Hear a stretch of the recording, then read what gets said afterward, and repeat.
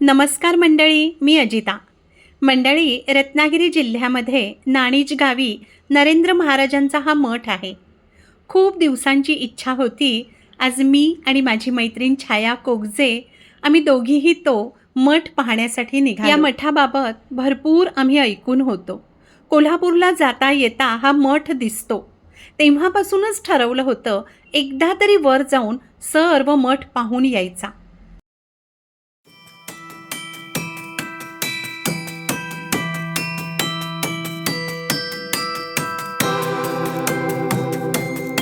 मठाच्या अगदी सुरुवातीलाच प्रवेशद्वाराजवळच हा असा सुंदर देखावा आहे.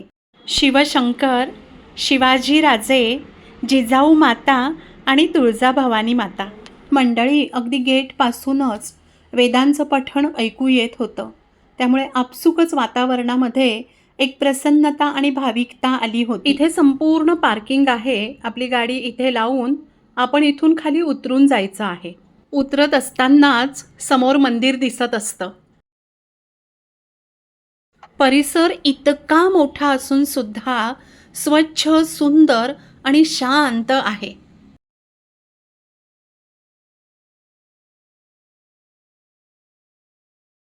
निसर्गरम्य परिसर, शांतता आणि त्यामध्ये वसलेलं हे मंदिर, हा मठ पाहायला खरंच खूप छान वाटतो.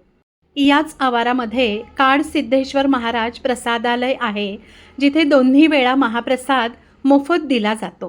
ही गोष्ट खूप मोठी वाटली.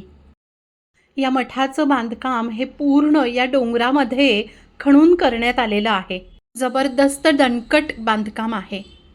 मंडळी, या मंदिराचं वैशिष्ट्य म्हणजे जगन्नाथपुरीच्या रथाचं प्रतीक आहे हे. 8 चाकं या बांधकामाला तुम्हाला खाली दिसतील आणि समोर 6 हत्ती आहेत. मठाच्या सर्वात वर गरुडावर विराजमान असलेले श्री विष्णू आहेत. नरेंद्र महाराजांचं हे ब्रीदवाक्य मला अत्यंत आवडलं. तुम्ही जगा आणि दुसऱ्यांना जगवा, हा मूलमंत्र ते देतात. इथे प्राणीमात्रांना सुद्धा खूप चांगली वागणूक दिली जाते. मठाच्या अगदी समोर हे असं छान सुशोभीकरण करून घेतलेलं आहे, जे बघायला अतिशय सुंदर वाटतं. यामुळेच या परिसराला खूप छान शोभा आली आहे.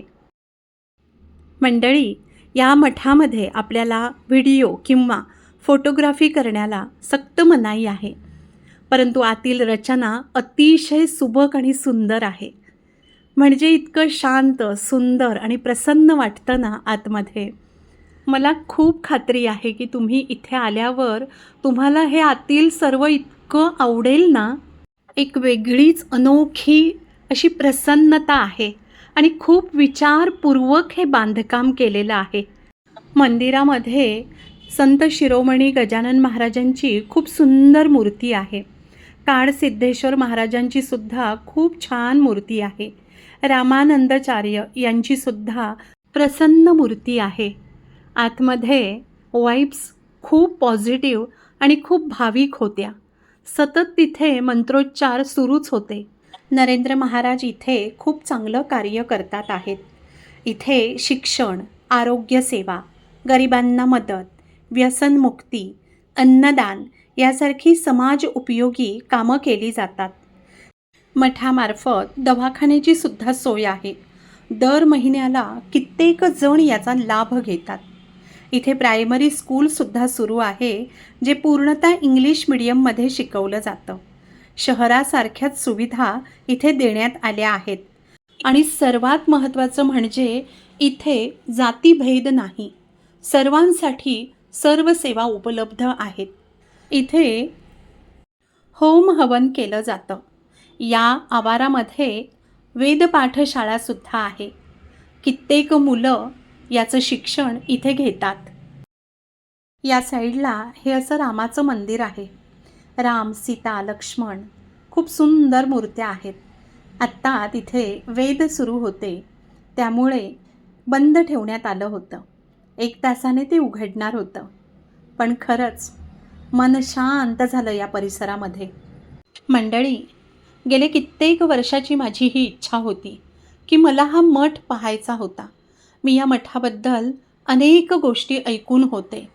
खूप चांगली कार्य इथे चालतात हेही मी ऐकलं होतं आणि म्हणूनच मला हे सर्व स्वतः येऊन पाहायचं होतं. खरंच इथे आल्यावर, इथे भेट दिल्यावर मनाला एक वेगळी शांती लाभली. असंच वाटलं की खरंच या व्यक्तीमध्ये नक्कीच काहीतरी अशी ताकद आहे, शक्ती आहे.